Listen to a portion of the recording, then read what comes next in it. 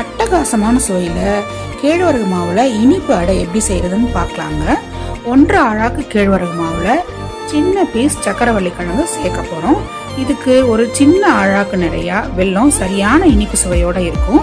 இனிப்பு அதிகமாக வேணும்னு நினைச்சோம்னா 1.25 அழாக்கு எடுத்துக்கலாம். வெள்ளத்தில் கொஞ்சமாக தண்ணி ஊற்றி கொதிக்க வச்சு வடிகட்டி எடுத்து வச்சுக்கலாம். சக்கரவள்ளி கிழங்கு ரொம்ப உடம்புக்கு நல்லது. ஆனால் நம்ம வீட்டு பசங்க வேக வச்சு அப்படியே கொடுத்தோம்னா சாப்பிட மாட்டாங்க இல்லையா? அதனால நம்ம ஒரு ஸ்வீட் ரெசிபியாக மாற்றி கொடுக்குறோங்க.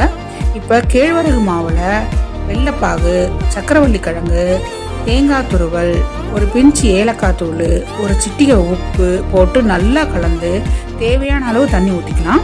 வீடியோக்காக ஒரு அடை செய்கிறதுக்காக கொஞ்சமாக எடுத்து தண்ணி கொஞ்சம் தேவைப்பட்டுச்சுங்க, அதனால் தண்ணி மிக்ஸ் பண்ணியிருக்கேன். ஸ்வீட்னா கொஞ்சம் நெய் ஊற்றி செஞ்சோம்னா தாங்க நல்லாயிருக்கும். பேனில் 1/4 ஸ்பூன் நெய் ஊற்றி மெலிசா தட்டி மூடி வச்சு வெந்ததும் திருப்பி போட்டு எடுத்து சாப்பிட கொடுத்தா அவ்வளோ டேஸ்ட்டாகவும் ரொம்ப சாஃப்டாகவும் இருக்குங்க. தேங்க்யூ.